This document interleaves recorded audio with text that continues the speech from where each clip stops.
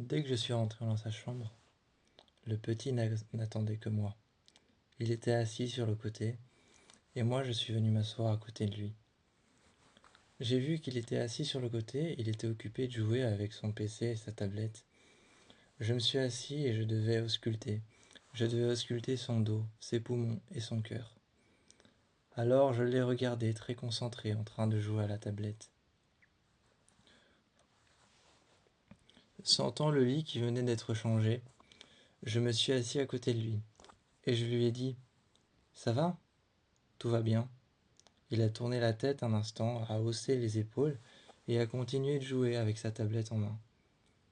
Finalement, je lui ai dit : « S'il te plaît, pose ton jeu, je vais devoir t'ausculter. » Il n'a pas posé son jeu, mais je me suis mis en face de lui et je lui ai dit : « Tu sais, moi aussi parfois je suis perdu. » Il m'a regardé et il m'a dit : « Vous ? Perdu ? » Je lui ai dit : « Oui, parfois je suis perdu, tu sais, comme toi. C'est pas chouette, hein, c'est pas gai d'être enfermé dans une chambre. » Je sais, moi je passe tous mes jours ici à être enfermé dans cet hôpital, et parfois quand je regarde un patient, ou quand je suis occupé avec un patient, je me dis : qu'est-ce que je fais ici ? Enfermé dans ces couloirs, parfois je me sens désemparé, triste. C'est normal que tu te sentes comme ça. Et il m'a regardé et il m'a dit : mais je me sens pas comme ça. Ensuite, je lui ai dit : je sais, mais je voulais simplement prendre un peu ta confiance. Il a levé la tête, a déposé son jeu et a dit : mais j'ai complètement confiance en toi. Et il m'a pris dans ses bras. Je l'ai pris dans mes bras à mon tour et je l'ai regardé en lui disant : tu sais, si je viens me voir comme ça là maintenant, c'est pour ton bien. Alors, est-ce que tu peux poser ta tablette ? Je comprenais je comprenais qu'il ne veuille pas être hospitalisé. Je comprenais qu'il ne veuille pas qu'on chipote à son corps, ou alors encore qu'on regarde, qu'on écoute ses poumons, qu'on écoute son cœur, ou qu'on regarde son dos, ou qu'on regarde son torse. Je comprenais tout ça, c'est quelque chose qu'on n'aime pas d'habitude. C'est c'est quelque part violer notre intimité. Mais il était devenu très proche de moi. Son cas était devenu le mien. Son cas était devenu le mien, sa douleur était devenue la mienne. Alors quand j'allais le voir, je lui demandais : comment est-ce que ça va ? Directement, je ne me posais pas la question, je m'asseyais sur son lit et je lui disais : comment ça va ? Et il me regardait, levait la tête. Je voyais dans ses yeux cette lumière. Je voyais en ses yeux cette lumière et il me regardait et me disait : je vais bien, je vais bien. Ensuite, il me demandait : aujourd'hui, t'as eu quoi comme patient ? Et je restais à côté de lui des heures en disant : aujourd'hui, j'ai eu un patient très malade. Aujourd'hui, j'ai eu cette patiente. Aujourd'hui, j'ai eu ce patient. Aujourd'hui, j'ai eu ce patient-là, ce cas-là, ce cas-là. Et je lui parlais des cas que j'avais eus. Je lui parlais de certains patients que j'avais su sauver, en y mettant un ton héroïque. En y mettant un ton héroïque, je parlais des patients que j'avais su sauver, des diagnostics que j'avais posés. Évidemment, je posais un ton un peu plus héroïque, un peu plus enjoui, pour qu'il puisse être envoûté par une sorte de fascination. Pour qu'il puisse être envoûté par une sorte de fascination, comme si je lui racontais un récit héroïque. J'y mettais un ton héroïque, j'y mettais de la joie, de la bonne humeur, et je le regardais et je lui parlais de mes réussites hospitalières. Et lui, il était à l'écoute, un petit peu comme si je sauvais des vies, comme un super-héros. Parfois, je blaguais même avec lui, et je restais jusqu'à la soirée, jusqu'à ce que son plateau arrive. Quand son plateau arrivait, je lui disais : tu veux que je t'aide ? Ou alors ça va aller ? Je rapprochais la table de son lit, je faisais une petite frappe dans son dos, et je lui disais : tu es sûr que tu ne veux pas que je reste plus longtemps ?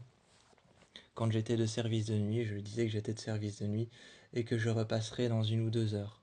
Il me regardait et était occupé à lire un livre. Il était patiemment occupé à lire un livre. Soit il lisait couché sur le dos. Soit il lisait couché sur le dos, les bras tendus devant lui, le livre bien au-dessus de lui.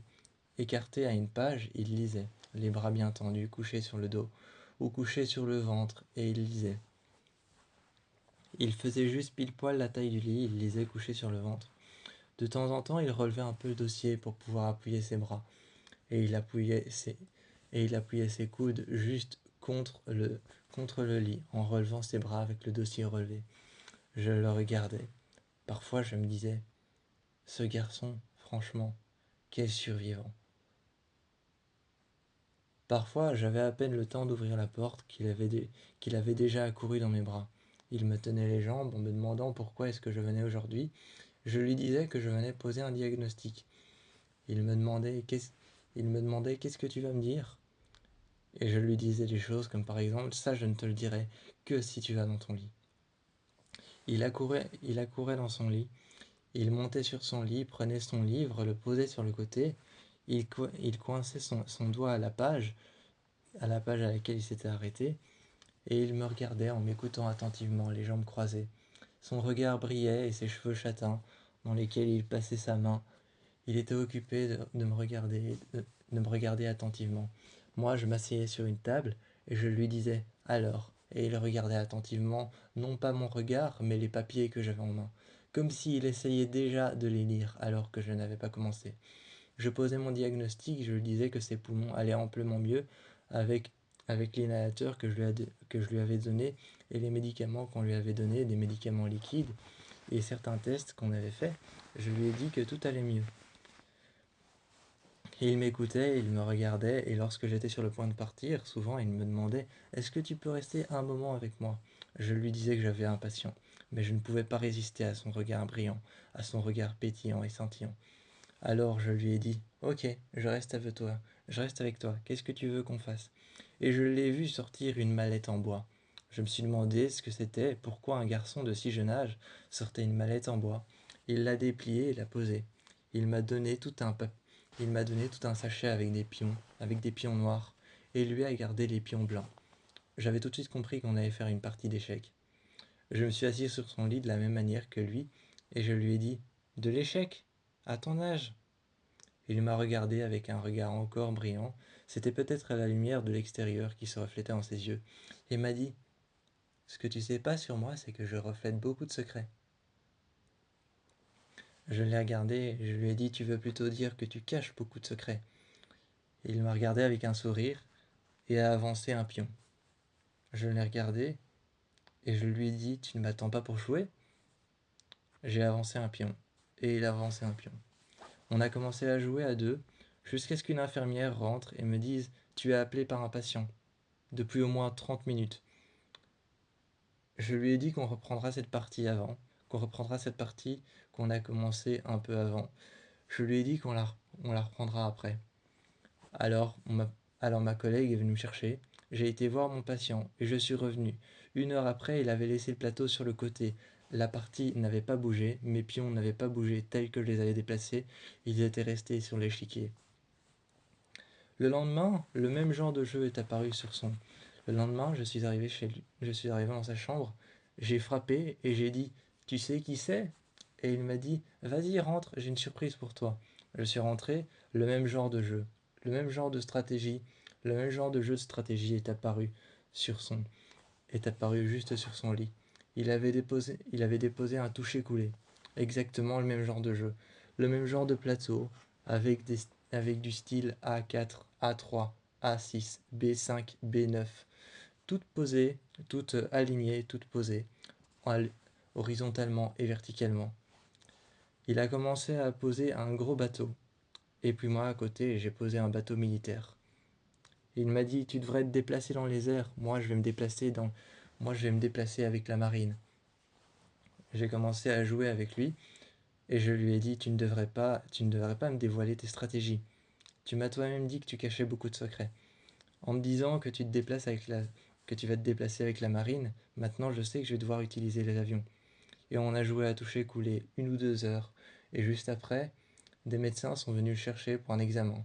Il avait l'air triste et un peu désemparé. Mais je me suis mis au pied de son lit et je lui ai dit que tout allait bien aller. C'est moi qui lui ai dit de compter et de respirer. C'est moi qui lui ai dit de respirer dans le masque à oxygène, de compter jusqu'à 3.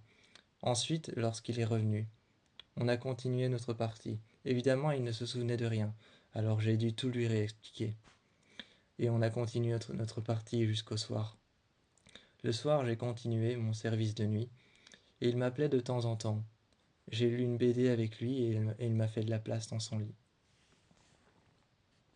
Le lendemain, il s'était réveillé. Comme tous les jours, je suis venu ouvrir les rideaux dans sa chambre, et une nouvelle journée commençait.